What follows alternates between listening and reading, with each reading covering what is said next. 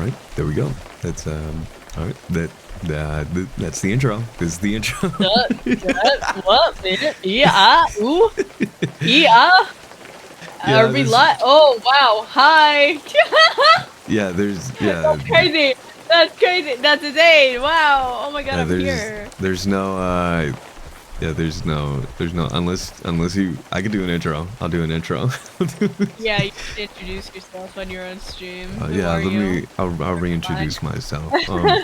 Hi everyone, and welcome back to another Outer Thoughts stream. I am Outer, and this is where we just kind of, this is very laid back. It's not professional at all. But yeah, I'm here with Twig, the amazing, Twig. the talented, I'm Twig. the Twig, yeah. I'm Twig. Today's, of course, it's gonna be a little different. We're not power washing today. This is gonna be a little different Because just for I today. will not allow him to buy me a game. Which is fine. I guess. I guess. He fights me about it every time. He I'm fights like, me about it. let me get you power washing, please, and we can power wash together. No. All right, understandable.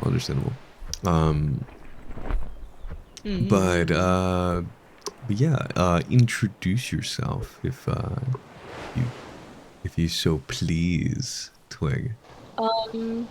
Well, hi, I'm Twig. For those of you who don't know me, I'm a 3D idol creator who dances, sings, and does make 3D assets and stuff like that. I mostly stream on YouTube, but I am also here on Twitch, and I think that's most of it, to be honest with you. Nice. I'm kind of boring. Just a little bit. No, you're not. No, don't say that. No. I'm just a guy.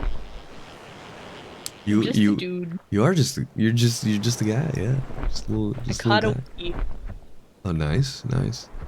But yeah, we are here today. I've been trying to get a hold of Twig. Twig is very, very busy. Twig is always busy. I apologize, Outer. No. It's okay. I understand that you have a bunch of stuff on your plate. But a lot of eventful things, a lot of awesome things that I don't understand how you are able to accomplish. I bow to you.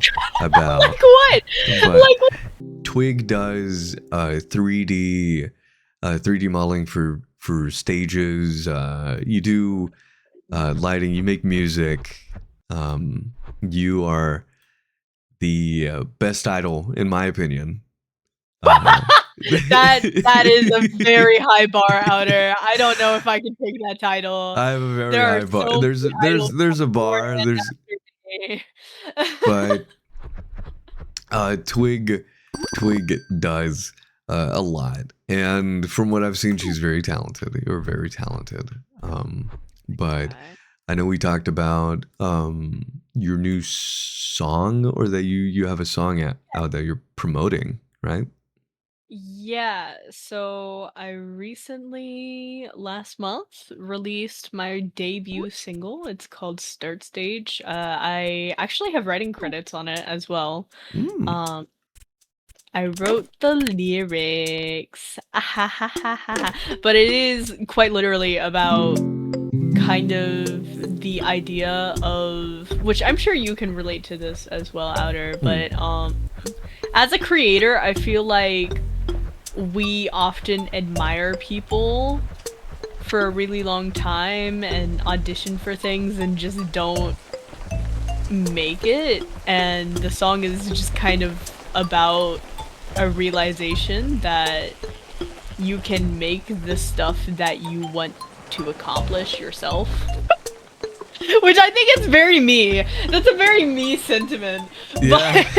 But yeah, um, that's kind of the concept. It's a debut. It's very idly. About like doing it all on your own, you're idolizing these creators. Oh Jesus Christ, I'm losing my smash. Uh, but Full what episode. Yeah.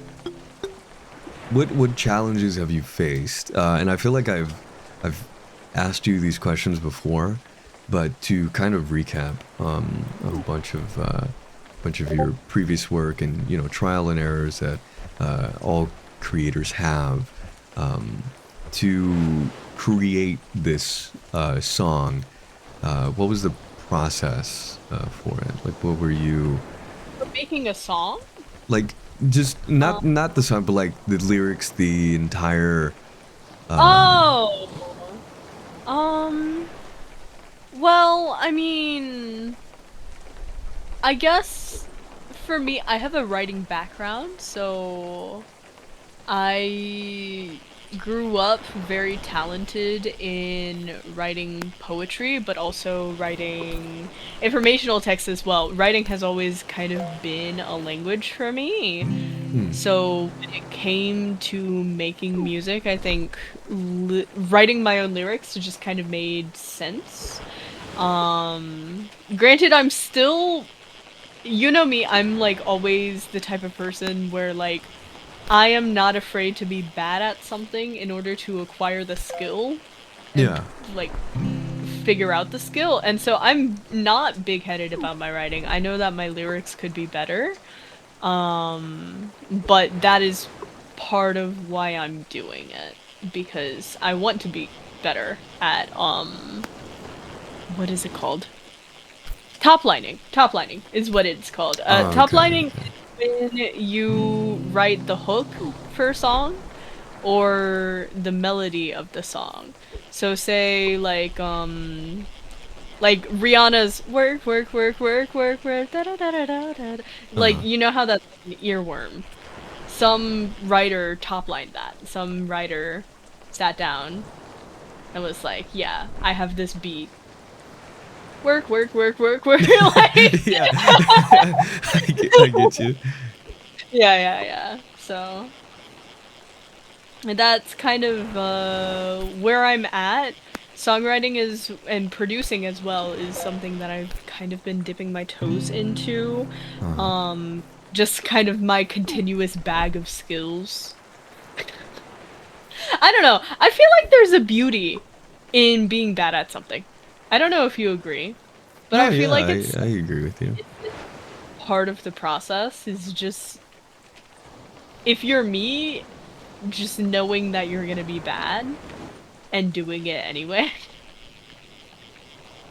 See, see, I really, I idolize that, and I think that's very interesting because I try my best to follow in the stuff that like you do, not one to one. I'm not trying to like become idol and be like, I'm not. Yeah, yeah, yeah. I was I'm about to not. be like, when is Outer getting the sparkly dress and No, like no, no. look? Well, sooner or later. But Oh, I um, am a oh, okay. but I really do find it interesting when creators, such as yourself, are able to go through the trial and errors of making it set in stone that, oh, if it's not perfect, it's fine.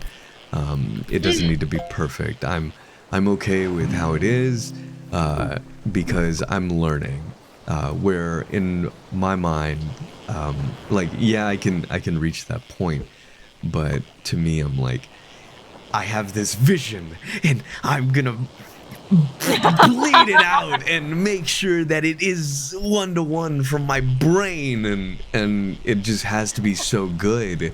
And that's where I kind of fall very short on my stuff because I know, holy shit, I just caught a shark.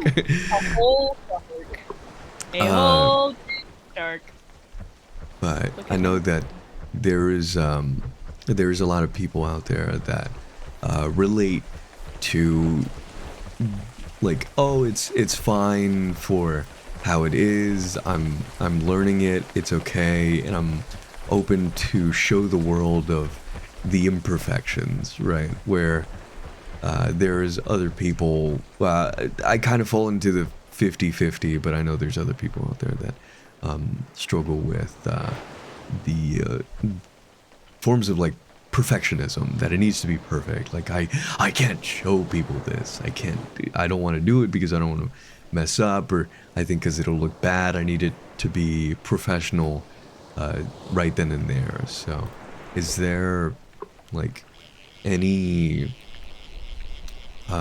like train of thought that you go through, or any advice that you could possibly give, or is there something that you could touch up on the topic of like it's okay to, just do it?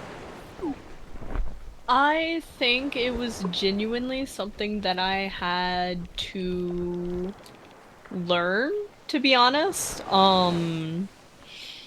Because I wasn't always this way. I come from a performing arts background. For those of you who don't know, I went to a performing arts elementary and middle school. I've trained in dance since I was 4. I've trained in music since I was 5. Um, and I always kind of had this like prodigy mindset of you have to work very hard all the time to be the best, and if you Hmm. don't, um you're not gonna get any bookings. It's very much the idea of give people what they pay for essentially when they're going to see shows and stuff. Which lends into like my perfectionism when it comes to my performance skills, because I know I have a baseline in that.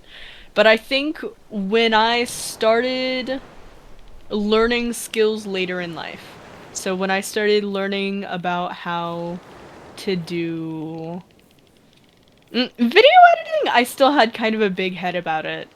I was not good at video editing when I started, but I was in a class setting and I was doing better than the other kids in the class setting, so I was like, "Oh, I'm good at this." Blah blah blah blah blah. I was so bad at it. I was ass. I was No. ass. But I think the switch might have happened when I just decided, like, hey, nothing's going to get done if I don't learn certain skills because I don't have the money to produce things. I think when I decided to get better at Vroid and then subsequently like 3D work is when I started being okay with like, okay, I know I suck at art. I'm gonna get better at art, you know? Hmm. Because art was never my thing. Um, so I think that was the turning point, and from there, from like learning Vroid to the point where I was able to like give people advice about it, even, I think when I finally bit the bullet and like learned Blender and Unity and all of these other programs, it kind of, I think learning is a muscle. And when you get in the habit of consistently learning things, you become better at accepting the process of it.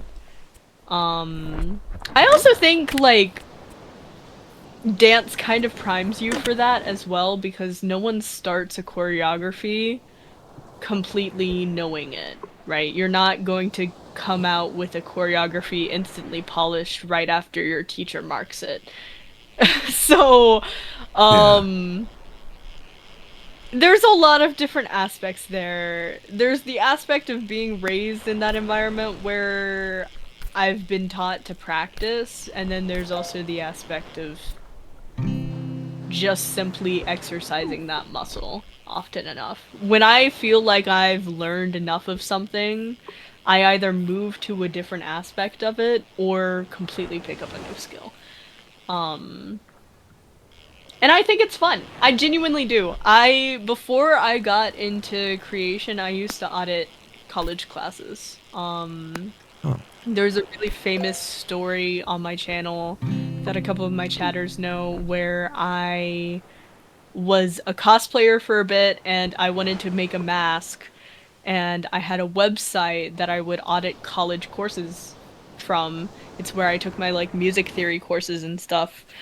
Um and I was like, okay, I want to make a custom PCB for this mask for the lighting elements of it. I need to learn the parts of a PCB, so I'm going to take an electrical engineering class, but they only had it in Japanese, so I took an electrical engineering class in Japanese, but then never learned anything about PCBs, only learned about magnets. So for like a couple of years, I knew a freakish amount about magnets, and like, I don't know, man. Learning, I mean, it comes in handy for like a fun fact every so often. yeah, yeah, little party trick. Ooh, I know how trains work. I know how Like, I know how trains work. Do you? Do you know how trains work? Because I do. I know how trains work. Um, no, but that mm, is it's fascinating. Hearing your background because I didn't know that. And I know I could have asked at any point. It's like, hey Twig, like what else do you do? What other I feel like that's such talents? a like weird background thing, though. Like, you wouldn't know to ask Yeah, that. I wouldn't know to ask that, but I would be curious nonetheless, like in the future, or as of right now, where, I'm just like, hey, like, what's your background? And it's just, it Mm, is fascinating, um, yeah. but it is good to hear, um, the like your perspective on the way you work, your progress through it. I know you say it's not like an immediate. It's a learning curve, or it's like a muscle Yeah. that you have to train. Which, yeah, I can understand that. Um, but I know that there are people out there who will never get out of that cycle, which sucks. Which sucks, of Mm, course. But yeah. overall, it is it is an eye opener, nonetheless. Of course, to people out there that um, will hear this and think like, "Oh, I don't feel like flexing that muscle. I don't believe I have time to Mm, learn this program, even though doing it like a few minutes to maybe as many hours you have during the day will sooner or later. I mean, progress is progress, nonetheless, right?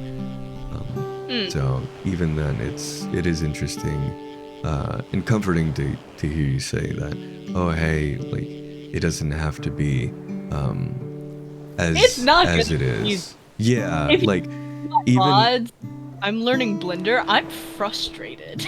Like, and I think that's valid. I think a lot of people need to hear that. So hearing your perspective on that, and even coming from your background, someone that like it needed to be as it is because people are expecting this wondrous performance, like as you yeah. said, they're paying to see what you're making and they expect greatness and this phenomenal experience and not like repetitive art or like that's visual to them that they've seen before so Mm. it is it's an eye-opener and it's very comforting to hear you say that because I um feel like even then though, like I feel like the people outside of the performing arts world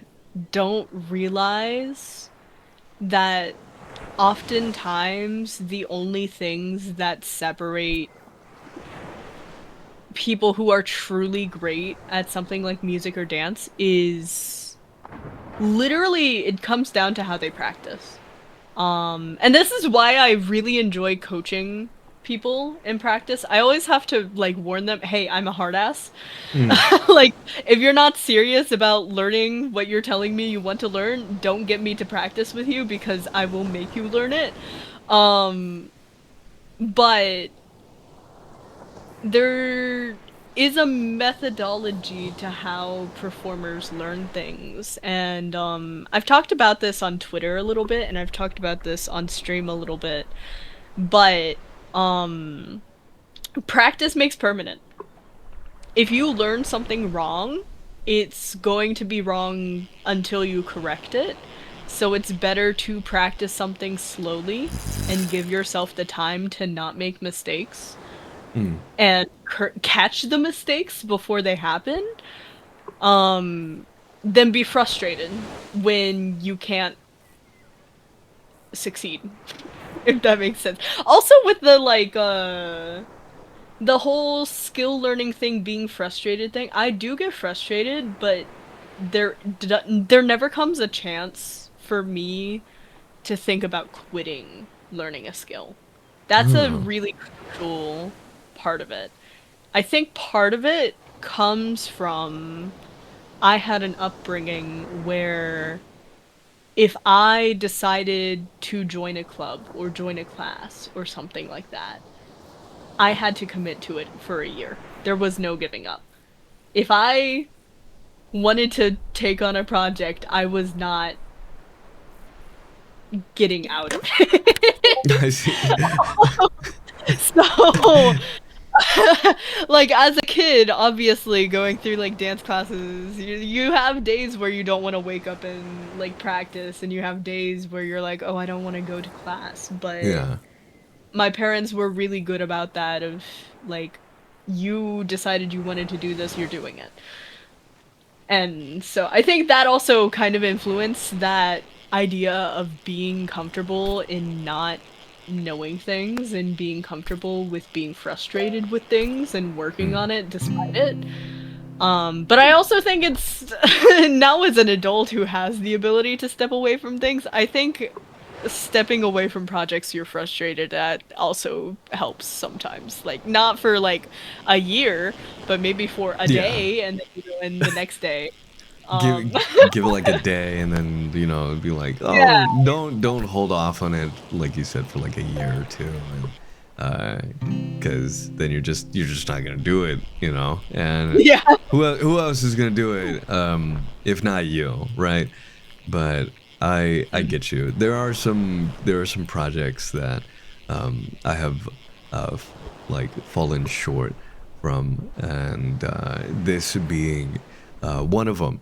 That I did talk about this. Um, I did talk Yeah, about how this. long ago when The you what? were like, do you want to do this thing? I think it was like a few months ago. I think it was like a month or two, but Yeah. I I was planning to do this, and I was just trying to make sure everything was organized before I even did it. One being like, I need to be in the right like headspace for this, because so far this year has been, ugh, but Uh, it's been going pretty good so far.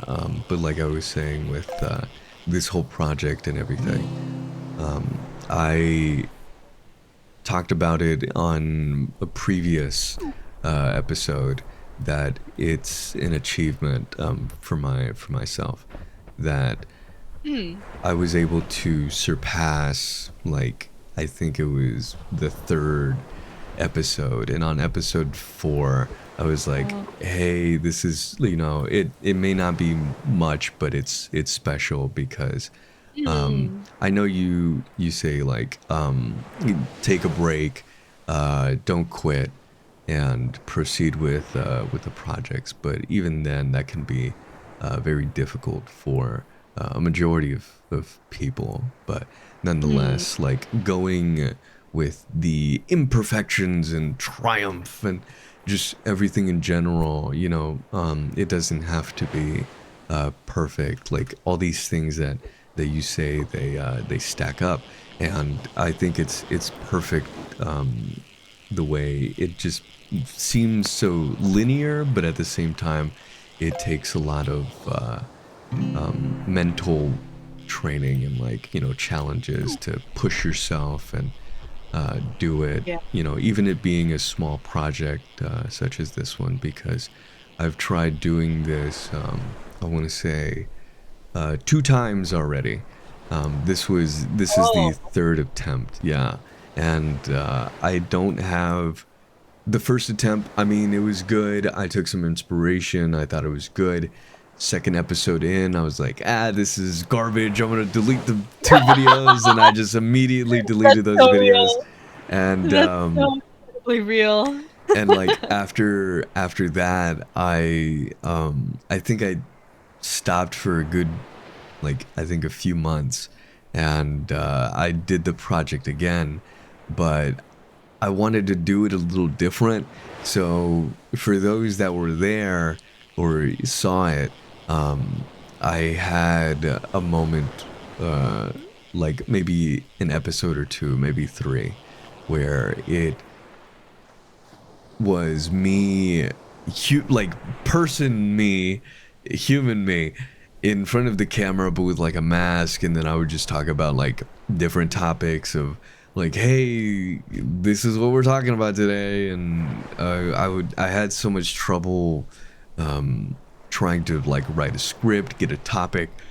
Mm, I didn't know what mm, to do. Am I doing this right? It's not like other people's videos or podcast or whatever. So like it just I had a vision, but it wasn't there. So this is it's such a relief to finally reach a point where I feel comfortable enough and preparing and pushing through mentally with this sorry, with this project, and yeah. not even a project. It's just I feel like it's more like a mental journey, or like just something that we can kind of look back on, that hey, Mm. like we did it. We took the time to set a majority of stuff aside and just kind of chill here, play some games, and just take a moment for ourselves, and kind of web fish. And that's pretty much Yeah. it. But overall, it's like Mm. um, it's a proud moment for a lot of people, and even when it doesn't seem like it, like it being the people that show up to the live streams, the people that support you, Mm. you being Mm. here, me being here.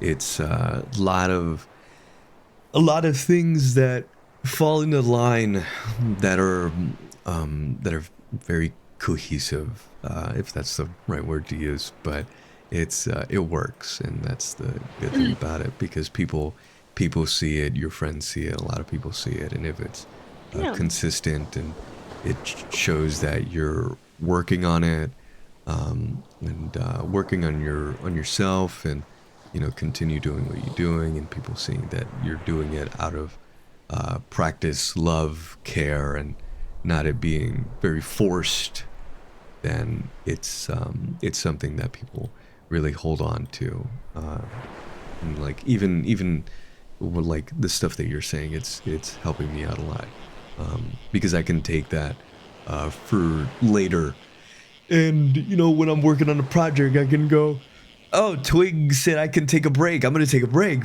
because she said it's good for me, so I'm gonna do that. So like, there's a bunch of stuff. Oh god. I do genuinely think that not giving yourself the option to quit is such a like what is it? Cheat code?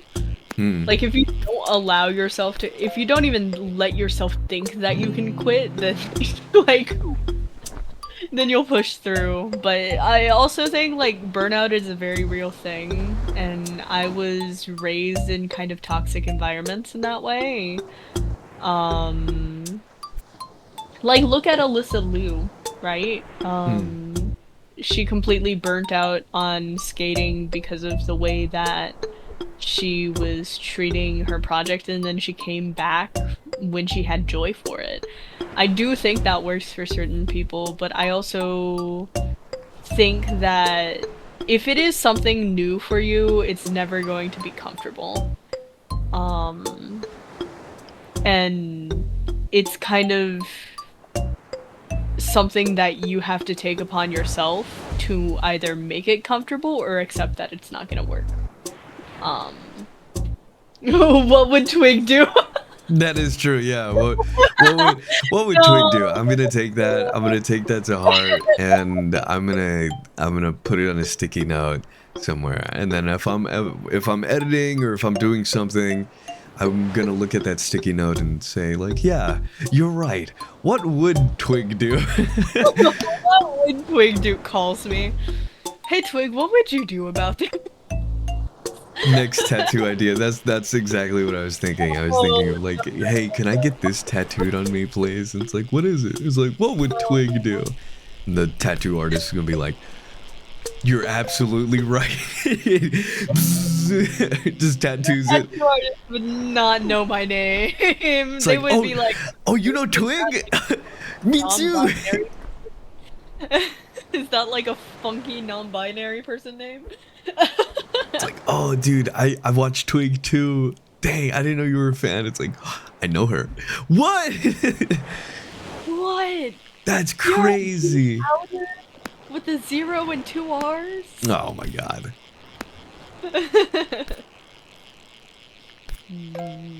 But my orc is Interesting. What pushes people to continue? Like what people's motivation, especially with content. Because I feel like the longer you do content, the more it warps your brain. Genuinely, the more brain rotted you get. that I is true. think Yeah. content creation is a sickness, and in order to be better, you must like find joy outside of content. You have to have offline hobbies or something in your life that is offline because if not, the numbers can and will consume you. It's like horrible. No, that is a I good. feel like the strongest people can go into content creation thinking, oh, I'm a strong-willed person and it's not going to affect my self-worth. But I think after Mr. Beast Hmm. and after how YouTube and algorithms work these days and how our social circles are set up around algorithms, it is hard, genuinely, even for regular people, to not base their self-worth around engagement. And I think that's genuinely sad. And it's something that occurred to me today because I posted something that did well on Twitter and it was my singing. And for some Hmm. reason, the algorithm had convinced me that I've just been crap at singing, awesome at dancing, which I accept. I've only been singing for like a couple of years. Hmm. But having the validation that like, hey Twig, you don't actually suck at singing. That it's like such a like aha moment of, oh, the numbers, they just get to you because it's just a thing. I don't know how to explain it. I'm sure you've experienced similar things, Outer. No, yeah, I feel like. Oh, hold on. Well, that's a good segue. Segue point. We'll give segue out. We'll give segue points out in a second. Just let me turn my fan off. It's cold. Oh, Ugh. Okay. But yeah, no. To follow up on the whole like numbers can affect you, and just getting so bundled up in the environment of content creating and going into it and saying like, oh, there's a bunch of possibilities of like I can get this interaction, I can get this interaction. The numbers, Mason. What do they mean? I need the numbers. Uh, oh, I'm gonna get so famous, and then you go into this mindset of like, if they can do it, I can do it, which is true. Which is true. Don't get me wrong. Don't get me wrong. But when you're hit with, you know, reality in the content sphere, you're immediately like, oh, this isn't as easy as I thought. When it comes to it branching out, or if you want to go more in depth with it, uh, we can touch up as we go. But I know that there's people that immediately gain traction that just have that right off the bat. Like it just comes naturally when Mm, those also fall short. Or even if you hit the nail on, you hit the nail on the board immediately, you get the traction that you want, but yet at the same time, you lose it over time. So there's a bunch of outcomes that can happen. honestly, this might be controversial, but I have an opinion that every content creator ever Mm. should, can and should fall off sooner than later in their career. Um, I I think feel that's like valid. Yeah. when good experience to have as someone who did fall off quite significantly and has What? like found How? my way out of that pit. Um, but like I think it genuinely makes you reevaluate why you do this, whether or not you want to really do this, whether or not it's worth it for you, because I don't think content creation is a thing for everyone. I don't think everyone is the type of person that will A, thrive, but also B, enjoy this line of work. Hmm. I do think everyone has the inherent ability to create, but I think at the same time, if you're wishing to be successful as specifically a content creator, there are a lot of both qualities, but also kind of quotas that you have to fill. Um, it's a lot further than just being like, I liked this thing, so I'm going to create this thing a lot of the time for a lot of people. Um, and it can be super discouraging. And I hate to see how many people genuinely question, like, their personality even, Hmm. um, due to content creation. I know some people who don't think they're funny because of their engagement, and it's like really sad. It's a Yeah. line It of work. People get it it. it Some people just, yeah. it Yeah, really yeah, does. It really does affect your, I guess, like your mental state. It really does. yeah. Mhm. When it, like for me personally, when you say that that the person said that they're not funny or anything like that. Um, Yeah. sorry, I'm like hitting a brain fart for some reason, but but when you said this person said that they're not funny, um, I have had this similar experience, believe it or not, and I Mhm. know like humor can and will forever be subjective. I know that, but there's just people out there that know how to adapt fully. But to those that are funny but get into the content creation field and are hit also with like, oh, I don't think I'm funny because my numbers aren't, showing yet. Mhm. Or there's not a lot of people, right? Like I thought I was pretty funny when I was in high school. I was a jokester. I was always making people laugh uh, because of my things like gimmicks or things that I said. Just high school was like that. You'll always have the funny guy or the cringy dude Yeah. or the dude that's just like naturally at anything really. But whenever it came to content creation, it was really a learning curve to I was relearning to be naturally funny, even though funniness was already there. Like, I don't know how to explain it, Yeah, but it's a good feeling. It really is. it was Because, just like, you wanna try, but you can't try because if you try, you get too in your head, and, yeah, like like no, no, you're absolutely right, and I would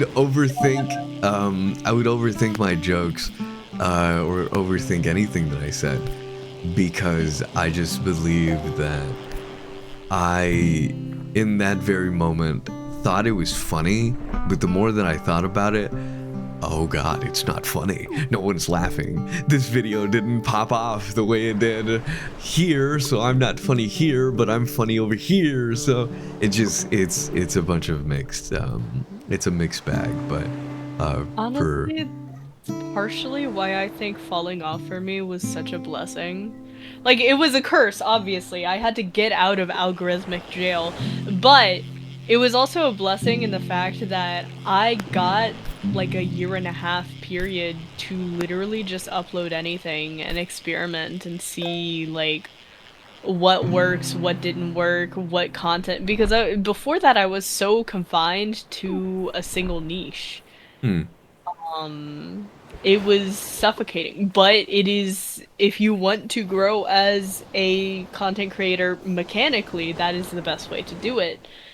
Um, so yeah, I think content creation is just very interesting because we talk about this a lot between us of different algorithms having different metrics and they require completely different content. Like Outer does super well on TikTok. yeah. Guys, my TikToks get maybe 10 views. Like I You get a am couple hundred. No, don't short sell uh, yourself. You get a couple hundred. Yeah. But I I mean, am not a TikTok girly, and I accept that, but Outer on the other hand, how are your shorts going? Like on my no, and this is super funny because like Twig is absolutely right. For those that don't know, or for those that have seen, um Twig is she's popping off on I'm Twitter. I'm Twitter maxing Your those Twitter two. maxing, your YouTube Shorts maxing, like people adore you on both platforms. So YouTube is my main platform, so I do get that added benefit of having a core community there where Hmm. a lot of them are excited and they know I upload a short every day at 2 p.m. Every day at 2 p.m. they can know, oh, I'm on my lunch break, let me watch this Twig short. They always know that. God, I wish I was like I that. do a lot of really weird things to grow on these platforms. Like, on YouTube, something I've actually started doing is doing a daily community post. Oh, Um, which you wouldn't think that would get you engagement, but my community posts get like 50, 60 likes sometimes. what? Yeah. I So, didn't try that out. yeah, doing YouTube community posts, the benefit of it is it appears on people's like For You pages on YouTube, even in Hmm. mobile. It gets pushed to your people, and it does also make them feel nice because a lot of my YouTube people are not on Twitter, so they don't get the Twitter updates.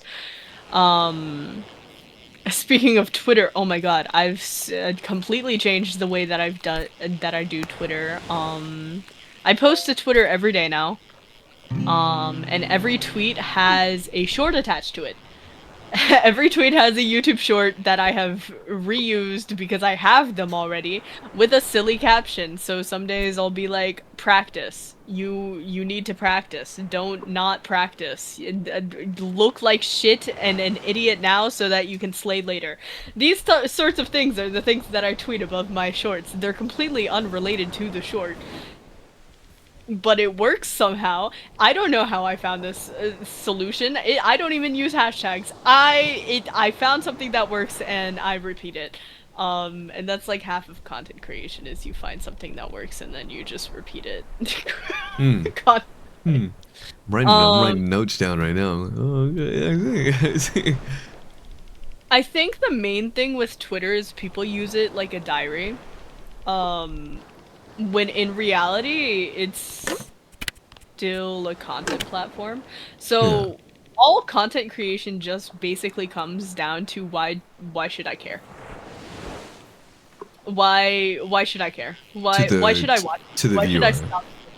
right? Yeah. Oh, Like, okay. why should the viewer care about what they're watching right now? They don't know you. Well, Twig, they should They might know because you, I'm me. but I'm outer. You know. I'm like, but why like wouldn't? someone doesn't know who is, they're not gonna be like, "Oh, it's Outer. I should watch this." I'm moving You're my at that like point now tie where you up have. right now. It's like they should. No, but no, I get what you mean. I get what you mean. So, if you come into content creation with that idea of like, why should anyone watch this? Why should anyone be invested in this? Yeah, I Hmm. think it reframes how you approach a lot of content like Twitter. Because you're not gonna just tweet, "Oh, my tummy hurts." You're gonna Which get a lot of people do get traction from that, which is surprising. But I mean, at the same time, that's because of like a large following and stuff. yeah, yeah, yeah. I feel like you cannot copy people who have dedicated fan bases already because those people are going to be boosted because they have people who are looking for their content actively Hmm. and waiting for their content to release. But yeah, I think having mutuals on Twitter that I have shared audiences with helps because those people's audiences also interact with my stuff. Um, I won't say engagement baiting works. Don't tweet drama stuff. I know a VTuber who tweets drama almost every day and gets like a max of 5 likes. I don't see the point of it. Hmm. Um, I've grown my Twitter organically with no drama posting. I don't speak on things, I don't repost things. If I repost things, it is genuinely like a friend's debut or event or something I'm in. Um, so it can be done, but like I feel like it just I don't know. I don't know why my content doesn't do well on TikTok either, to be Yeah, honest. I don't know why it doesn't. I feel like your content is very all platformy.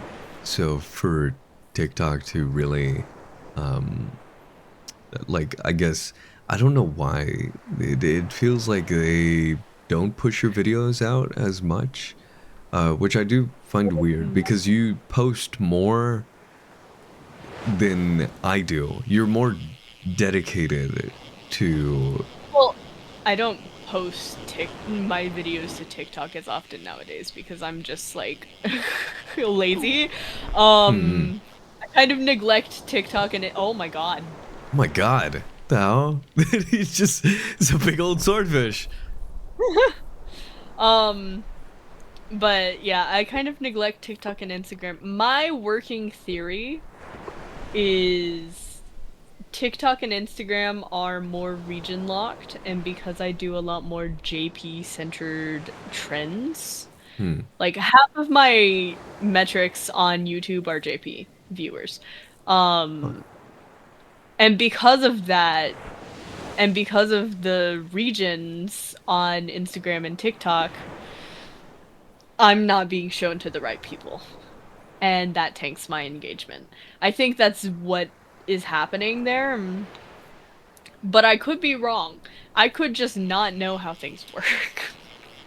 And that's perfectly fine as well. Because I don't speak in a lot of my shorts. A lot of them are dancing.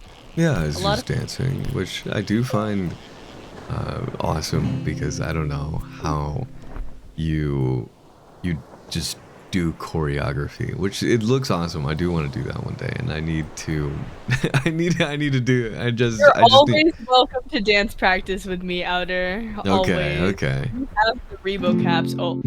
Oh, I fell, but I will follow up on that, and I will make sure that I follow through Mm. as a promise. Um, but But I don't know. The choreography thing. Would you hate me if I said that it was kind of easy for me? I know No, we no, were talking no, no.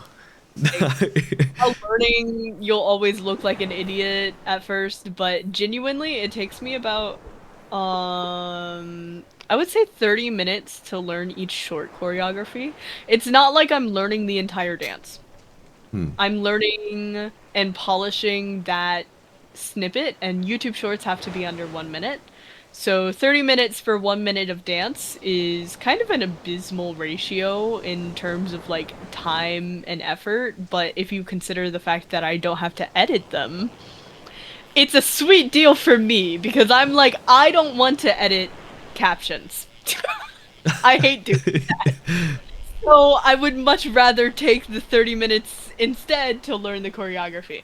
But that's just like how I operate. I know you enjoy editing your shorts.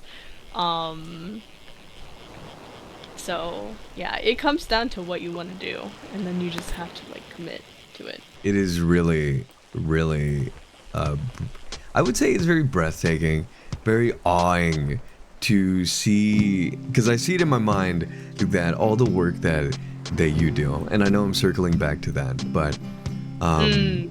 for you to do your dance streams, your choreography, having these events planned, sustaining such a large friend group, the server that you have, planning these events, and at the same time with also other fellow idols and these professional VTubers that, in my view, professional VTubers that uh, have such a that have these amazing talents, these reach of other content creators that you wouldn't have any idea that they have contact with, or just the stuff that they can do, the stuff that they know, the stuff that you do, the stuff that you know, your mental strength, your trial and error, the history, everything about it is such a large. It's such a large scale, but for you, it's very linear, but that's because I would assume you're very used to it. You already know Yeah. what you need to do. But even with that, you still put your time towards learning these new skills, and just by like simply going through everything and talking about your process through what you do, how you do it, or just advice nonetheless is I would say very helpful again to anybody Hmm. that wants to put their time into doing projects or wanting to learn a program. Even for myself, right now I am taking the time to learning another program called Touch Designer, and I'm not sure Oh. if a lot of people are familiar with it, but if you see like the visuals in like a rave, or these like moving sparkles and like moving lights and stuff like that, that it's a It's like After Effects. yeah, yeah, it's like yeah, it's pretty much I like that. haven't It's a heard of this, but I should look into Touch Designer because I've been looking for an After Effects alternative for so long. it is such a it is an awesome program, uh, Yeah. because the way it works, it's simplistic, but yet it's so overwhelming, and I see it as a Hmm. challenge. I don't think that I'm going to give up on this program. So like whatever you're talking about, and all the advice that you're giving out, and all the things that you're throwing at me, and we're going back. It is helping me out because again, what would Twig do? What would Twig do? And Sticky note. I should make that into merch. Just the sticker. Yeah, you have to at this point. But Oh. it's such a, again, it's very helpful to hear you say, like, it is okay to have imperfections. It's okay to dip your toes into this brand new program that you want to do. Post this video, but also look into the ways that you can have it be a little more organized, or trial and error. Tinker with these platforms, see what's fit for you. Go through the ups and downs of content creation. If you think you're Mm. funny, well, think again, because the internet was going to tell you another thing. But it's like there's so many nuances to it, and I find it so interesting. And this is why I enjoy talking with you about these sort of things. And I think by all means you are the best person to talk to about this, because you've been in I, um, the what? I don't know, man. I feel like people like Mail are people I personally like Yeah, to like look up to. don't like yeah, like don't get me wrong. Like I do want to hear other people's perspectives sooner or later, and I want to see like their trial and errors, and what have they been through, and everything that they've like learned, and how difficult was it. What are some things that that they have done to help themselves out to Mm-mm. learn, or have this progress be more, I guess, like not mentally breaking or tiring. So in that Yeah. sense, I think it's again, I think I the reason I said it the way I did, because like I think you're like a really good person to talk to about it, because I think you're the only person I've only talked to about this stuff like very in depth. So Mm. even then, I think I enjoy our talks. I think from my standing point, you're someone I do look up to. I do look up to you Aw. whenever it comes to working and your progress. You're very inspiring to a lot of people, I believe.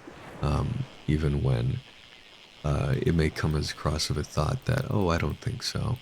Um, Yeah, but it's interesting. I've had the situation. Oh, wow. oh, I've had the archive. situation recently where I've had people who have been afraid to DM me for advice about things, and I think you should never be scared of DMing me. That is my mentality. I think I am just a guy, like, honestly, Outer, you were talking earlier about like, oh yeah, Twig, you do all of these things and you work so hard, blah blah blah blah blah. But I Hmm. feel like genuinely a lot of people don't see that. A lot of people don't see the extent of my work to the point that you do, but they see like the Twitter and the YouTube and they see like the numbers and they're scared. Yeah. But genuinely, like if anyone ever has like doubts or questions about anything, I am always like a very open person. I do have a whole YouTube channel just devoted to talking about these things and talking about my process behind things because I like to go through content creation with the idea that I should gatekeep nothing. So literally ask me anything related to how I do something, and I probably have a resource for you, or I will try to help you. Um, because I don't know, I feel like as creators, we're stronger when we help each other. Hmm. Um, and genuinely, it doesn't feel like I do that much. I know a lot of people see it as me doing this much, but I've kind of maintained this schedule since childhood. Um, in school, I was in like 14 clubs, of which four Oh of my them were God. competitive. On That's top of being in crazy. orchestra, on top of being in pit orchestra, on top of managing sound and lights for community theater. So like I've always kind of been this insane. Um, so Like that's what I uh that's what I mean. I never knew this, and I yeah. even now, like, I think, dude, you're a fucking unit. I believe, like, you you're you're so, like, you do a lot. You're very talented, and even by you saying that you're in a bunch of clubs, like, you're adding on to um this like, I have like you set in stone to how I see you, like, oh my god, I'm at all like, whoa, this person's like awesome and stuff. But by you Uh, feeding me more of this information, I'm like, whoa, oh my god. I mean, okay. So I did have ulterior motives for it. I will say that. Mm-hmm. In school, I didn't like being in class. A lot of the times I was bored. I was a little shit that didn't like applying themselves. I, like I said, I was gifted at writing. Because I went to performing arts schools, I ended up a year ahead in math. Eventually getting all of my math credits done early as well in high school. Um, but I was not academic, so in order to get out of class as much as I could and justify not doing homework, I joined that amount of clubs and enough competitive clubs where I would be out like once or twice a month. On picture day, I was not in class at all because I was taking pictures with so many clubs. Um, it was like legally skipping school. And I would pass off of test scores, and it by pass, I mean not good grades, I mean like C's and D's. So like, Oh, I'm on the do same boat not with be you. me. Yeah, no, I'm on the same boat with you. I was someone. That is insane. Because I was also someone who didn't apply themselves in school. I didn't join any Yeah. clubs though. I wasn't like insanely into any clubs to get out of class. I would just sit. I would just raw dog it and just go through it and just fucking be like, wow, just be in class and go with the mental anguish of like, oh my god, I'm so fucking bored. But even then, An I English teacher also, for yeah, are you no. serious? What? Yeah. We I had made an a. English teacher, so it was sophomore year. There were maybe six kids in this honors English class, and the English teacher that I had normally taught AP English, but I guess we were an overflow class because there weren't enough like honors English classes or whatever. Hmm. Um, and throughout the year, this man realized, oh, Twig doesn't do homework. She just straight up passes without it. Um, and by the end of the year, bro was like, I want to send this writing to a college English teacher to give you a recommendation for collegiate level English, but you will not do your work. And I was like, yeah. And he was like, will you please do your work? And I was like, no. And he bro cried. Bro was Please, please do it, please. I got out of doing my last science credit by doing two separate disciplines in science Olympiad. Hmm. It was epidemiology and herpetology. It was really fun for me during COVID. That was a fun time as Is someone with a background in epidemiology. Yeah. So school Twig was just as busy as current Twig, and I think after working Like when I started working, I was working full time in a warehouse, but I also was managing like a professional award-winning like cosplay Hmm. group stuff. So, like, I've always been neurotic. I don't recommend being me. Um, I recommend doing what you like.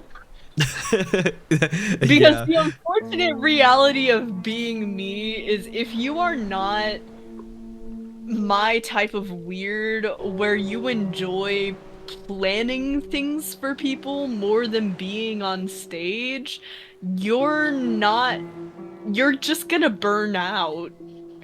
The reason why I plan so much stuff for other people and the reason why I plan so many events and I'm a showrunner is because it genuinely makes me happy.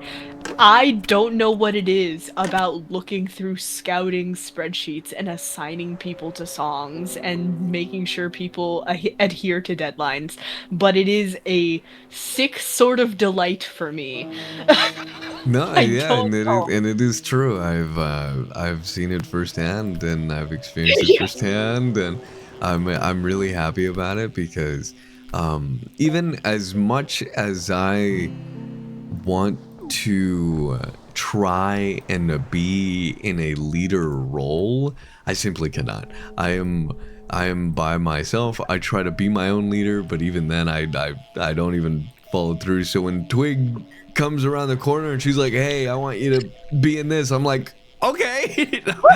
I'm like, "That's fine," because I enjoy it, and I'm not doing it because like you tell me to. It, Yeah. I believe so, but no. If I do it because I genuinely want to do it, and I know it catches me at such a curveball, but I believe it's fun. It's like getting hit with a random event in my life that I just A random can't. event. You have befriended Twig, so you're invited to 10 I'm concerts in the invited year. to everything, and, and that's the benefit of it. Because I don't expect anything out of it. The only thing I expect is Yeah, just yeah. like I get to hang out with my friends, and that's pretty much it. But overall, it's but even then, that's a whole different project about content creation and friendships and meeting people and of course Mm-mm. not going down the rabbit hole of like how can I take advantage of this person, how can I feed off of their fame and stuff like that, right? And you know me as myself, Genuinely you know, Twig. I'm playing the long game with a lot of creators. No, I'm playing no, but He's playing stocks. He's playing the stock market, I see. I'm playing stocks. That's the whole thing about content creation. You find a friend that is really good and starting out, and then once they reach a high, you fucking hit them with a whammy and say, "Hey, let me be in that too." But no, don't do that. But overall, it's Don't do that. Genuinely don't. don't do that. That's bad. But I mean, it do content creation, of course, going into it, like everything that we have talked about, going into it with your highs and lows, with your chin up, but not with pride. But I do want to also ask about that. Has there ever been a moment where you have felt very prideful or has ego ever ran across your mind? Has it ever hit you? Or did you ever feel like I'm uh, like superior in this area? And I of course know that like I know you well enough that I know that you're not like that, or I've never seen that, or Yeah. you come across as that. But has there ever been a point where you personally felt like that mentally, or just kind of It's really funny. I had the biggest head when I knew nothing about content creation. You know what? that like that graph that people always say where like your confidence starts at 0 and then when you learn a little bit your confidence grows astronomically and then the more you learn after that you just lose confidence. Oh, Like That oh my god. Oh my god! Holy shit, outer. I just put a whole whale in my Gigantic. pocket. But my bad. Yeah, you were saying.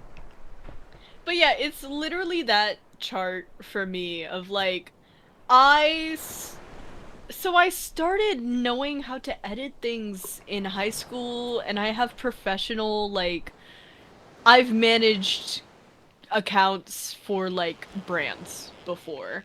Hmm. Um, I have a background in marketing. Not a recent one. I probably couldn't get hired these days, especially with this job market. But that's my history, right? Hmm. Having professional social media. Um, and so I came into content creation wanting to shitpost, and so I was very casual about it. And then the moment I decided to become like, oh, I'm gonna upload YouTube videos every week, I got a very big head about it. I got an insanely big head about it. I did not know that. I Oh. thought I I thought I had solved the great mystery of how to succeed as a VTuber by simply treating it like a YouTuber, which I don't disagree with my thoughts back then, Hmm. but like I had like little to no sympathy about people's situation and like struggles in content creation because I didn't experience it yet. Another reason why I'm like everyone should fall off. Yeah, it's a whole turnaround. It's full circle, baby. It's Yeah, full yeah. circle. But yeah, by the time I actually blew up, I had lost a bunch of that because I realized that my best performing video at the time was a Final Fantasy video. A Final Fantasy 14 video that was not scripted. It had no voiceover. It was music background with text on screen. Not even good text, just like shitty default text on screen explaining my thoughts. And it was like less than 2 minutes. And that was my first like couple thousand of views that I got on a single video. And I realized for a very long time, oh, all of this effort I've been putting in, it doesn't matter. I see. Yeah, and so I kind of had an ego death there. But yeah, Hmm. I started content creation with a very big head just because of my background, just because I had grown pages before. On multiple platforms. I've grown pages on Instagram before. I don't know why it doesn't work anymore. No, I know why it doesn't work anymore, but like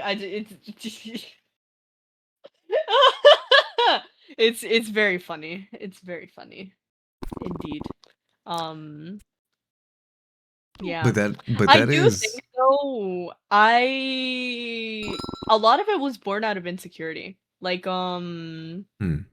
I think a lot of narcissism comes out of a deep hole, deep inside of yourself insecurity. It comes from that point of learning where you're kind of still unsure about yourself and you kind of know that what you're putting out is shit.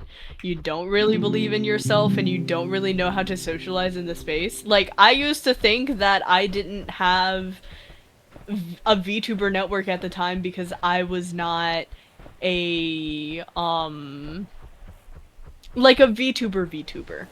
But like nothing has changed about me and the way that I approach content, really. I haven't become more kayfabe over time. What happened was I stopped focusing on people's numbers and focused on my own content. And if people think I'm clout chasing by inviting them to events, that's kind of their problem.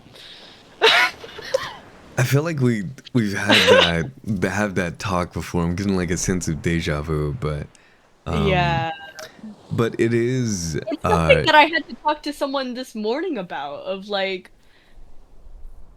someone was talking to me about how they feel like they can't talk to people at like events, or they can't approach people for events because they feel like they'll be overbearing or like clout chasey. And I'm like, no, Hmm. genuinely, so many people wish that they were invited to more events. Like me. I Yeah. did not start getting I did not start getting invites to events until after I started inviting other people to events, and they started inviting me to their events when they had them. So it's like very much a kind of a paradox of like, for as long as you're scared to approach people, people will avoid you. And I think that it is very interesting, but that is a good way to see it because even Yeah. I feel like in a sense, if I didn't know you, and I probably like came across your page or something like that, I would have no way and probably would not have contacted you or reached out in any sense, Which is because funny you. because you know our history. I auditioned to be with you guys. No, yeah, Like, that too. Yes, that is true. And for a lot of people that don't know, or for those that do know, that have been with me or been with us for a while, uh, this did not just happen naturally. yeah. This there was no reach out. There was nothing like that. It was Twig applying for uh, this this thing that we had called Project Luminate, which I don't I think that's another topic for another day. I that's Yeah. a whole nother bag. But Twig applied for it. It was a group for content creators or VTubers to get together. We play games every week, and it was I mean it was good. It was good. It wasn't perfect, but it was good, and we had a great time. But nonetheless, Twig applied. We became very good friends, and we didn't talk as much as we did recently, Yeah, I which think I am. we had one pretty deep talk about our backgrounds that really, like, you opened your eyes up to me of like, oh, we're not that different. Like, Yeah, we're not. We are not. We are not. Um, in um, in a different sense, I think the only uh, way we kind of are, which I'm fine.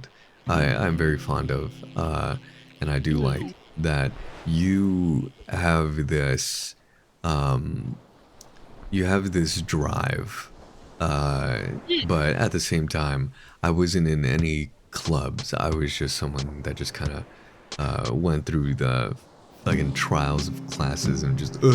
But Mm, you have this background of just basically getting into it, doing things in the sense of getting out of class, but at the same time they benefited you because you yeah. come from a background where it's expectations are high, but you're used to that, and the work that you do, the workflow, you're very scheduled. You're um, I assume you're very busy. You are very busy. I find time. But yeah, yeah, I work in you find like I time. was calling mail earlier, like But it but seems like I'm even busy, but like I'm just very good at time management. hmm, Um, I don't procrastinate on things. That is a big thing with me. I do. I procrastinate, Yeah, and this is I like it's very rare that VTubers do not procrastinate on things. But it just goes back down to the like idea, the mentality of like a performer of like, oh yeah, you have to practice for months before you record and stuff like that. Knowing mail has really drove that back into me as well, because I used to do kind of last minute recordings of like, oh yeah, I'll learn the song when I'm recording, blah, blah, blah, blah, blah, blah. But knowing Mail and Mail's background and how Mail works on audio and tracking and all of these things and learning from Mail has been like the greatest mentor in like the last 2 years for me. Um Genuinely, I need to learn about something regarding anything music or audio related, I go to Mail. So um Mail has been a big help in time management and figuring out how things work, specifically in audio. But I think, I don't know, having schedule, I live out of a calendar and that is like my safety. You Hmm. know, like I don't have to remember anything. I just have to remember to put things in my schedule. And And then I look I at it. I just can't. I can't do that. For some reason, I just can't. I'm not a Different things work for different people. I don't know yeah. what it is. Like, I'm not an or the reason why I have to be so rigid with my schedules and stuff like that is because otherwise I become a completely disorganized ball of chaos. Like, you know how Mel is in Hmm. the friend server? That amount of chaos, I would be that. Oh God. Mel is me if I was not organized. So, yeah, that rigid organization just comes from the fact that I physically have to get things done. I never, in my life, I have always ended up in leadership positions. I have never bidded for them. It's Hmm. only recently that I have started to like organize events regularly. But the only reason why I have event experience is because like people would drop out and I would take over them. Like I would be like I people would drop their projects and I would have the mentality of no, we started this project, we're finishing it, and I would Huh. take it over. I So did. I did not know that. that is the only reason. So yeah, I think it's interesting that you see me as a leader because I just literally see me as a guy of like, well, if I don't do it, no one will do it. Yeah. I mean, I see you in yeah as a I leader in don't the want sense to of boss like people around. I don't. I just want cool things to happen, and if I yeah. can make cool things happen, then I will make cool things happen. That's kind of my mentality around it. And Mm, I did want to circle back around to the whole like ego and having ego death and everything like that. yeah. Because I myself had the same experience of when starting out. I thought that I was high and mighty. I thought I was like gonna Yeah. pop off immediately when I was streaming Twitch on my Xbox back then. I thought it was so dope. I thought I knew the I thought I knew the flow of entertainment. I thought I knew the stuff to say and the attitude and mentality that I needed to have. But even then, I still feel like I have that, and I say issue because it does really hinder my workflow and all whenever it comes to scrolling on TikTok or Twitter, Mm, and it affects me to the point where I really just have to put my phone to the side and I can't scroll on my phone. I have to mm, really make sure that I step away from my computer a little bit because if not, I'm just going to open a tab on my computer and then look at VTuber stuff and the success that other people are doing. And my mm, ego comes into play where I can envision myself doing it, doing what they do, and doing it a lot better because I just feel like I can, but I don't do anything to reach Mm. that like goal or that vision that I want. I just assume that I can and that I could, but I won't Yeah. do because I don't want to because I don't want to do it. And it's I don't such know a enough. it's such a I feel like I go through repetitive ego death because Mm. I ground myself, and I also ground myself. And I put myself in a fucking corner whenever I get into that mentality because I'm like, Outer, you know better. You're like you have flaws. It's okay. You know you're not perfect. You got to stop thinking like that, right? But I go through I go through a myself grounding technique where I put my phone aside. I get out of my head and I just kind of I sit on the floor and think to myself like, do I really think of myself as this way? Am I this Mm. type of person? Do I always want to be this kind of person? Do I always want to be looking at other people's work and success when I know I can do it, but I am not going to because I am better and I have pride, and I just go through a whole thing of that, and Mm. I am very open about it. And for those that don't know, I'm very open about my feelings of uh, being egotistical whenever it comes to it. I'm whenever it comes to being envious because uh, like again, these aren't emotions that are to be shoved down. uh, these are Yeah. emotions to talk about. If you're able to talk about it, if you have anyone with you to talk about them with, because again, it can get to a point where I have reached multiple times where it'll hinder your work. It'll leave a bad taste in your mouth, and you won't get anywhere with that kind of mentality because you'll always be stuck in this endless void of I can do it, but I'm not going to because I'm better or because I have pride.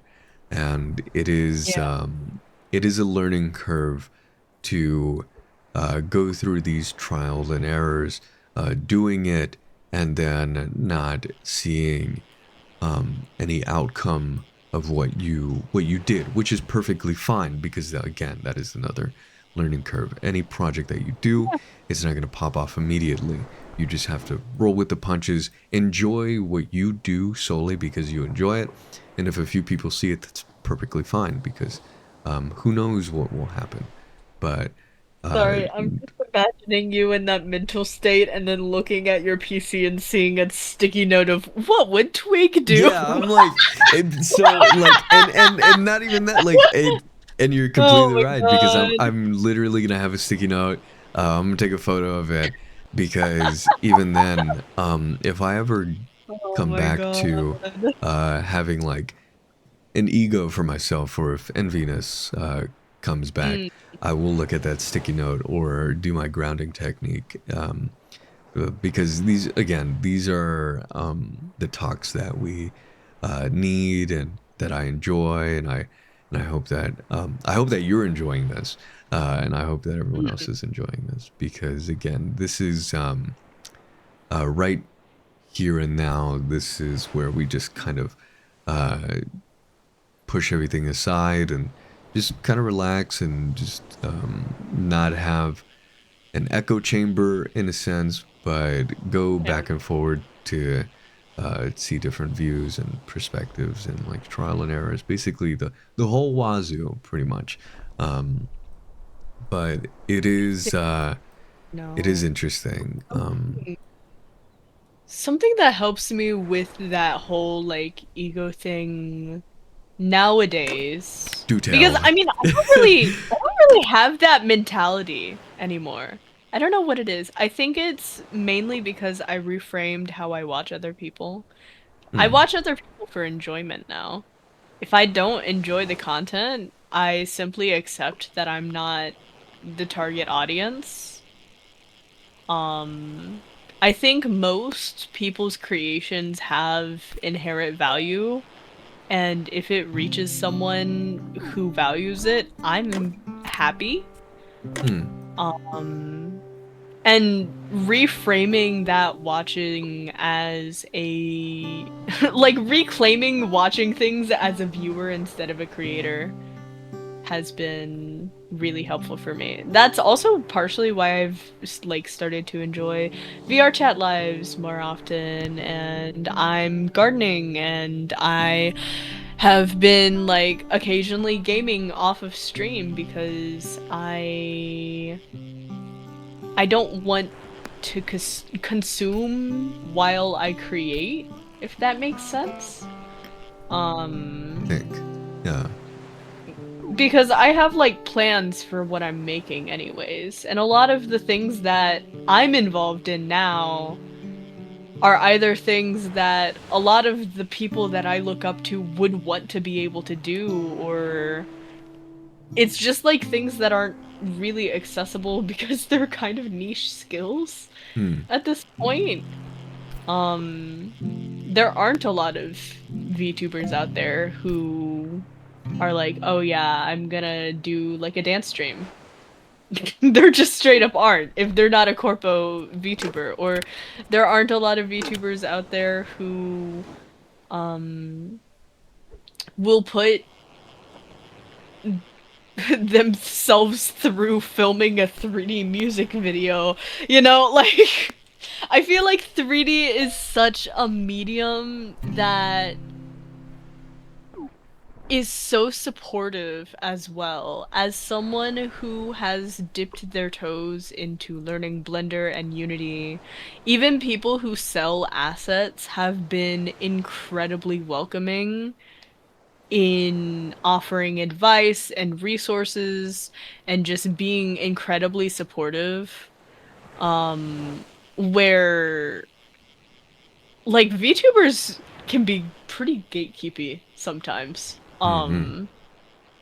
But the creators behind the VTubers, I feel like once you start working with those people, like they're some of the best people who are out there. Some of the managers and some of the asset creators that you meet and artists that you meet are incredible people who just are like happy that you're learning the same medium as them. I had an example of like there was a concert that Bamfi was working on that I had significant tech issues with my tracking. So though I was commissioned to work on that concert, I was not able to, within the deadline, fix my tracking. Um, and Bamfi will still engage with my posts. And I, for the longest time, was mortified by it because things had gone wrong. Things had gone tremendously wrong, and I was embarrassed to be seen by someone who, frankly, I admire Bamfi. Bamfi is a, if you guys don't know who Bamfi is, they are a 3D asset creator and concert creator. They do very similar things that I do, except they do it at the scale of like VShojo and Phase Connect. So, My God. needless to say, I look up to this person a lot. And I messaged them one day and I was like, I hope you know that like every time you like one of my posts, I'm like mortified because of what happened. And they were genuinely so nice about it. They were like, everyone's on their own journey. Don't sweat it. Like things will be better next time. Like genuinely just a nice person. And I'm like, that's been the experience with every 3D creator that I've met. I have Hmm. not met a single one that has been unwelcoming or judgmental about the learning process. I think everyone understands that it's kind of hellish. So, like, being in that environment where I'm learning specifically 3D as well is, like, so helpful. Um, because I think genuinely as creators we think about ourselves more than other people think about us. Like Yeah. Yeah. But, you can be um, so embarrassed about something and then like other people are like, "Oh yeah, it's like a funny story." Like but you said that the creator does everything on a Vishojo scale, right? And I was trying to look up the creator right now. You said Bamfi? Bamfi, Bamfi. Bamfi. Bamfy. Yes, yes. Bamfi. Bamfi is the goat. I use his audio link plugin for Wardo. If any of you guys are environment creators or use Wardo for similar concert karaoke streams, I highly recommend checking him out, either for concert commissions or his plugin because it is genuinely helpful. But sorry, not to plug someone else on your stream No, ever, it's but okay. I got you. Bambi's just Editor genuinely cool. editor put them on screen right now with flashing Yeah, lights and yeah, explosions. yeah. And then Yeah.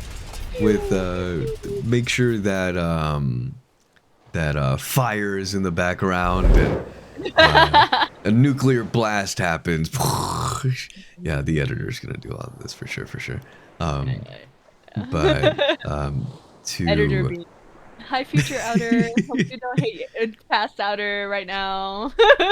yeah, yeah, he's gonna hate this. But to go back a little bit, this is what I want to talk about for real. On God, on God. Yeah. But it is again, it is very helpful to hear about your experience with 3D tracking, 3D modeling, the you know 3D everything. Your mentality towards a lot of stuff, and I want to let a lot of people know that no, I as much as I seem like a nice and calming guy and all that, I do not watch a lot of people in hate. I do not. Okay, this is just it is just me being jealous, and I am in a bad mental state in the very moment. That is it. It's me doom scrolling, and it affects me. That's it. That's all. I'm not like I don't wake up and then tell myself, "How can I be a tumor for today?" No, I'm not. I'm not. I'm not. I'm not watching anything in pure hate. I just I get. read my life and the ones around me. I just how do I set myself up for failure for the day and just ruin my mood, right? But no, I I mean, don't. it's a good thing though that you recognize what it is though, that like it is like a negative thing and it does hurt you. It's good Yeah. that you recognize that and you're able to like stop that pattern. Um, because I know compulsions like that can be kind of hard to break, Yeah. especially if they're like habits and they're Or if you sometimes act on we it. do these things out of comfort even. Like it's a self-soothing behavior out of insecurity even. Yeah. Um so finding other ways to redirect that insecurity, I think, is the best way to go about it. But ultimately, your best bet is going to be working on the insecurity. It's like all of this just stems from being insecure about your own position. Yeah, Um, and like don't yeah, don't get me wrong. I'm definitely trying to work on it on day to day. I'm not trying to be in this repetitive yeah. cycle or anything like that. But again, I don't watch anybody in pure hatred. Yeah. I don't do that. I just get jealous. I think it's For very normal though, as a creator too. Sometimes I have people and I watch and I'm like, man, I wish I had that idea. Or like, man, I wish I made that video. and I do think like that. Yeah, that is true. That is true. Yeah, yeah. I think that's a very normal creator thought, that you shouldn't feel bad about. I think that just is like recognizing good content, to be honest with you. But I mean, it does help you out in at the same sense, because it can give you ideas. It can help you pursue the project a little bit more. But again, it depends on how you cater to that emotion, and how you react to it. Because again, I could easily, and I've said this before, I could easily be envious to the point where, or I could easily be jealous to the point where I literally go out of my way to make things worse for myself and message this person or do something even worse that'll be very bad to bring this person down to my level, and just completely ruin their mood for my satisfaction and go like, oh, I think you fucking suck because I didn't do this, so I'm gonna send this emotion to you. It's like you never want to get to that point. I have found myself thinking about it and getting very, very close. But again, there are ways to ground yourself and find, different ways. Put your phone away, get away from your computer, talk about it. And the same way I'm being very open about it and being, I like sharing my emotions in the way I try to handle it, or my day to day, or like how I feel in general is very healthy for me. But again, I'm not Mm-mm. gonna. It's not gonna be like an everyday thing or like an everyday stream, because of course, there's a point where people will listen to you and go, "Oh yeah, I understand what you're saying, and I fully understand." Um, and if they don't see that you're working on it, or if you're just complaining and it just seems like this never-ending Yeah. thing, then it's You never just want like this to become your full content, I think. yeah. Um, Like you never want your audience to see that like you are truly like this because it just is, and you're never working on it, and you want your audience to, yeah. as human to human, you want to better yourself for the sake of everyone around you. I don't ever want to And be you're such an idol. no, I don't ever This want to is get literally idol mentality. Oh my God. I don't I just don't want to get to a point where I completely throw everything out the window on what I'm saying. And I again, even when I'm talking to you, or taking any information in, everything that I hear or everything that I talk about, I of course take it into account. I never want to throw anything out of the window. I don't ever want to have Mm, anyone assume that I talk out of my ass, or if I'm giving like yeah. bullshit advice, or if I'm speaking bullshit in general because I'm like, oh, I'm gonna work on my mentality and not be envious anymore. I'm gonna find ways to work around it. Yeah.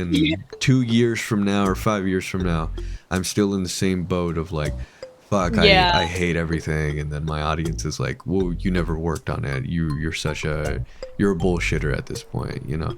Um, Mm, and again, these are points where you never want to get to, and I think these are again very healthy ways to talk about it. But again, healthiness goes so far until it just becomes a useful crutch and repetitiveness, yeah. and then you just like kind of indulge yourself in that. Do you know the history of idols, Outer? No. Do you know anything about it? Mm. So, idols in Japan actually started just as super hardworking people. After the war, uh, they were kind of motivating figures because they always like worked super hard, and that super hard working spirit imbued in other people kind of the mentality of, oh, if they work hard, I can work hard too. Hmm. Um, and I think the development of that is beautiful because if you see specifically, this happens in like Japan, like Taiwan, not so much Korean idols, and some Chinese idols, and yeah. Uh, Basically, Japan style idols versus Korean idols. Japan style idols are more like this, but a lot of them are not perfect. They debut flawed because the point is to follow them on their journey. They're supposed to work hard to improve on their journey for their fans.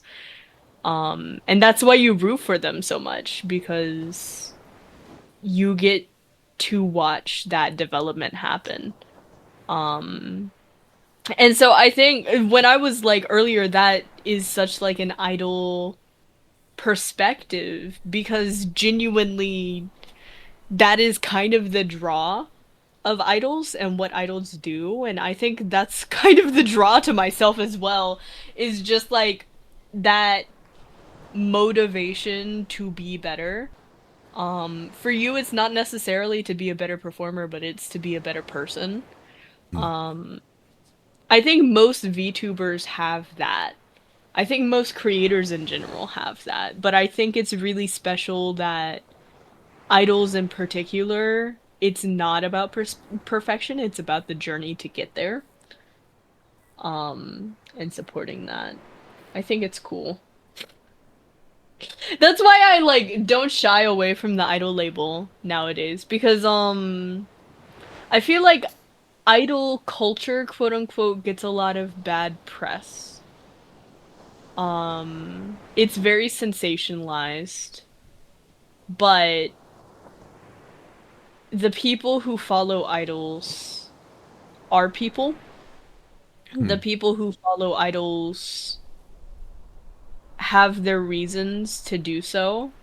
Um, there's an anime about idol fans that I forget what it's called, but it follows different types of wodas and why they support their oshi.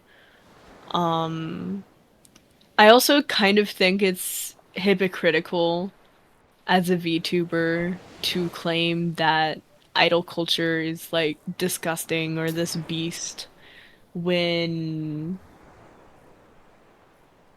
a lot of what we do and a lot of what our audience experiences is the same as supporting an idol, especially with us smaller VTubers. Um, we're not singing and dancing most of the time. Well, you're not. I kind of am, but Yeah. um, Yeah. Yeah. um, that's not the focus of it. I think the pull, the draw is the same. Um, between like small VTubers and Chica idols. They're a lot more similar than people think. There are differences. I Hmm. feel like small VTubers are probably more well paid than idols are.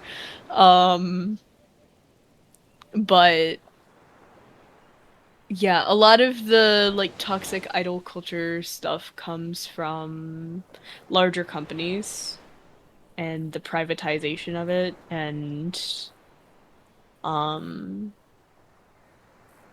mostly like executives dictating how people are.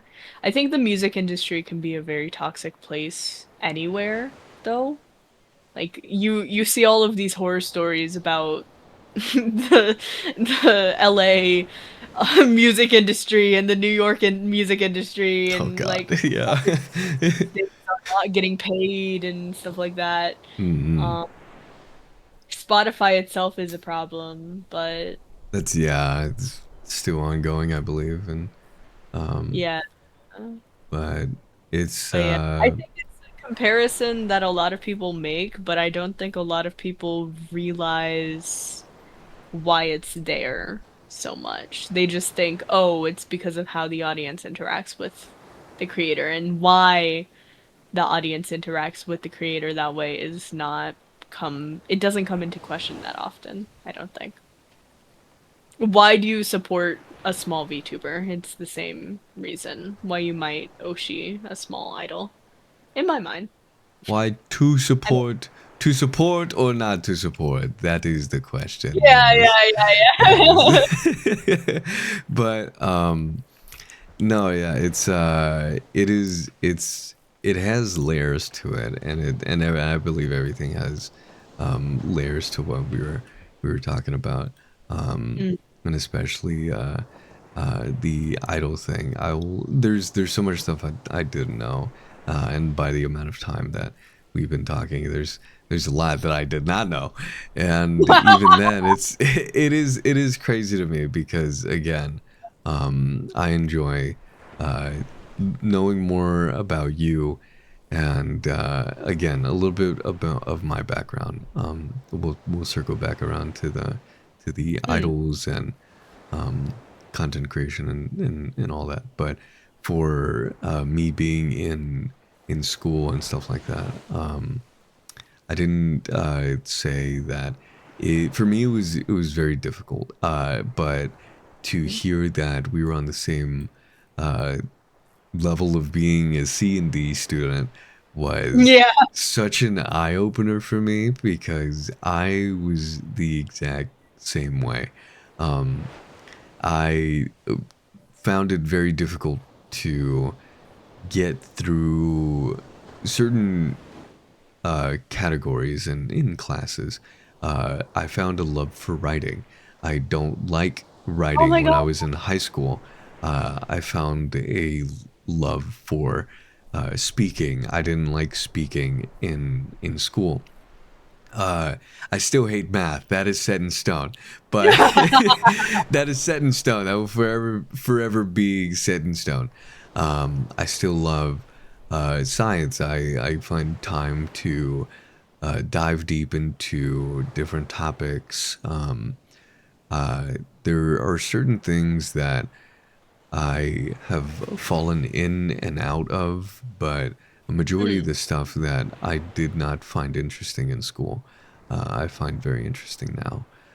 It being writing and having these things getting out of school, and I know a lot of people can really agree with, is you are met with the unlimited power and the extent of your imagination to the point where once you get out of school, you are not in the chair of you need to think this way because yeah. school thinks that you need to, or school is telling you to think this way.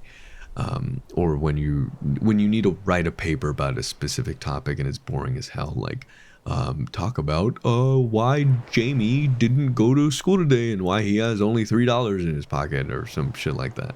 Mm, You have this endless board of creation and unlimited imagination to where mm, at first you start to struggle, but the more you open your mind to this field of, oh my God, it's anything that it can be.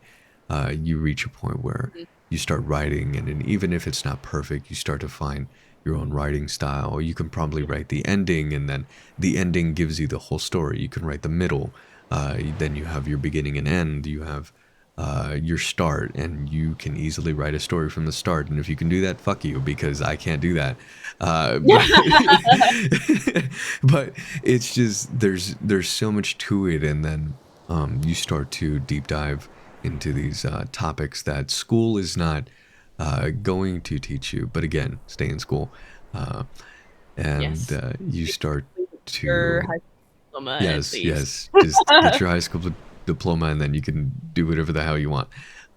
Yeah. But you start to grow up as this person as school does not teach you to be, to find time to actually uh, give chance and enjoy these things instead of having these things force fed to you, like these topics. Like you probably don't find what they teach interesting, but sooner down the road, these topics you'll circle back to, and you're like, oh my god, I actually have time to take in this information. It's just a bunch of stuff, and to hear the exact same wavelength that we are on about being a C&D student is such an eye opener, because again, I do enjoy these talks because I assume that someone of your background immediately off the back. I thought you were gonna say that you're like an A and B, that you did, wonders in school because of how you carry yourself and I how mean, you did this. I was advanced. I grasped the material really easily, but I didn't care about like grade numbers or anything like that. I Hmm. also think there is very much a difference between picking up a book for yourself and being told to read a book. Um, for a really long time, this is gonna sound really strange, but I didn't like fiction. That's I only fair. started to read fiction again about this year, actually. But from around eighth grade until last year, I would read textbooks. In high school, I used to read a lot of neurochemistry, neurobiology, um, theological textbooks, things like that. Audio textbooks were really big for me. Um, and then going into adulthood, I would read a lot of memoirs and essays. And I think, I don't know. I don't know what rekindled mm, my interest in fiction. It might be because I am learning already so much on a daily with VTubing that I want escapism, but it's come to kind of an issue where Outer, I'm gonna need your like fiction recommendations because Okay. I try and read fiction books and sometimes they are just some of the worst written slop that I have read. Unless like I read a lot of classics now because I know that they're classics and that they're good. Hmm. But like modern fiction, it's so hard for me to find anything that is like worth reading that is not like Wattpad core, if that makes sense. I get you. I get you. Yeah. So that's my current problem with fiction, but I've been enjoying dipping into I recommend House of Leaves. Ooh, I'll have Oh, to check. I'm just starting that. It is. Oh my Ooh. god, it's so good. It's so good. Okay, I'll have to write it down. Actually, I'm gonna open up a new tab with it.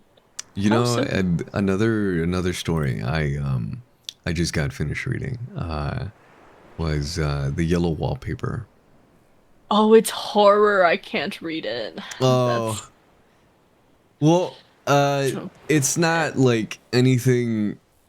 There's no like I don't monsters or anything, right? But I know, I yeah. don't risk it. I don't risk any horror because I have history of schizophrenia Yeah, in my no, family. I get you. I get you. I get you. Yeah. I understand. I understand. I understand. And Twig, that is my mentality on movies. Oh, about like, oh, these, yeah, Feathers is not a big movie head. Um, and I want to introduce you. I want to Oh. introduce her to some movies, so hopefully, she, I'm saying this right now. You can be very honest with me when we watch a movie. If you want me to change it, and you're like, "Outer, this sucks," I'm like, "Oh, okay, oh, okay, all right, it's fine."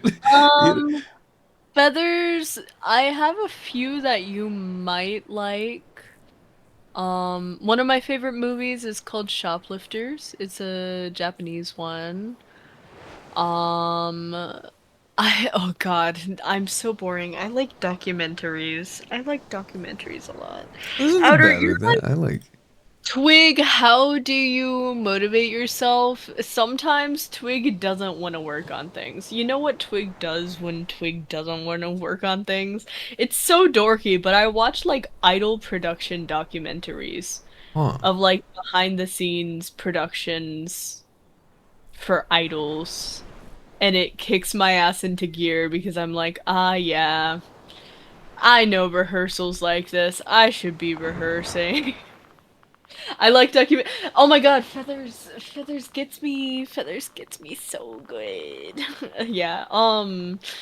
You might like Shoplifters. It's a movie, but it's not overstated. It's kind of an understated one. There's a lot of like storytelling from the details, and I like that about it. It's hard to find movies like that these days because everything, even movies are being like Mr. Beastified, where attention span. Oh We God, must tell you yeah. everything that happened in the last 5 minutes in this scene before we continue with the story. Um, yeah, I can't with them. It's unfortunate. Um, the other night I tried to like watch a Harry Potter movie and I was so bored. Yeah, I It's like don't. one of the newer You ones. know, and it is funny that Yeah. you say that because I did go back to watching a Harry Potter movie, because I wanted to see if anything was different or if I missed something out, as a child, and I did not miss much. I'm gonna be honest with you. To all the Harry Potter heads out there, please don't kill me. I'm not a big fan. I just can't. I love stories that show and don't tell, and that's becoming a rarity in this day, and I'm sad about Yeah. it. It's a lot of It makes more action pack, give you everything everything kind of is thing. designed for you to be watching a screen in your hand and not pay attention to the screen in front of you. I like stuff with intense cinematography, like I enjoyed Wes Anderson and Stanley Kubrick. Yeah, you would like Shoplifters. Shoplifters is, I think it was a Cannes Film Festival film, but there's a few movies that I would have to go back in my DMs with a friend of mine who's a big like cinema buff from Japan with recommendations. There was like a French movie as well. Um yeah. I probably have some recommendations for you, Feathers, but we're on the same wavelength there. It's kind of silly. I don't say these things to be pretentious either. I just think, I like to think. I don't want things to be handed to me. I get bored if they are. So, Huh. I see. I see. yeah. Uh, Yep. but all right. Is there anything that you uh want to, tell the viewers or give a little recap on stuff that you're working on or Life for joy. You either want to do the thing or you don't. Decide it and then act accordingly. Um, Everything bad will pass. So just keep going. Nothing is wrong with you inherently. You can choose to be a good person. I like that. I like that. That's a good out. That's a good outro. Yeah. Yeah. That is good. That is good. Um And thank you for having me. yeah, yeah. I've been looking to have you on Outer Thoughts or just have you on stream and just us talk cuz I know the To be last honest, time we did this it was like what, a few months this is a back. normal. connection with me and Outer. This is Oh, wait, a what? this is just like how we are. If you put Outer and I in a VC alone together, this is Oh how yeah, this this is episode. yeah. This is just what it'll end up be up to be yeah. Um, but Outer once DM'd me, Twig, does religion make me a bad person? no, that is true. That is true. I believe I was going through like a whole entire thing, but we can talk about that another time. On the next On the one. next one. All right. But Thank you. but It yeah, was a joy. but thank you for being here, Twig. I really appreciated you giving me some of your time and just uh you know being here, hanging out, talking with me, and uh sharing our brain wavelengths together. Just Yeah. boom. Make But sure to like, subscribe, follow if you're on Twitch. If you're on YouTube and mobile, make sure to hype the video. That's something that you can do now. Yeah. oh yeah, I forgot If I'm you can do that. clipped on TikTok, hi TikTok, you hate me. Please don't shadow me out for having my face on his videos, please and thank you. Editor, blow up TikTok right now. But yeah, I think that's gonna be it for today. This has been episode 5. Uh, episode 5. I'll see who I can get on the And, what? I can't wait until episode 3 trillion. We I got a I lot know. more. I'm so excited. I'm We so got big things. excited. We gotta wait for on episode 100. Something special's gonna happen. Yeah, I'll hold you to that. You know that. Okay. Nah, I believe you. I believe you. But alrighty. Again, thank you guys so much for being here. I really appreciate it. Thank you, Twig, so much for being here. You are again an awesome and amazing, all talented friend. And it is still crazy that the stars aligned and for our paths to cross and for us to know each other. But again, thank you so much for one, being a part of my life and for being a part of today's stream, and give me some of your time because I am so excited for your projects that you have set for the future and everything from here on out. So again, we'll plug you on the screen. Editor, plug Twig right now. Editor.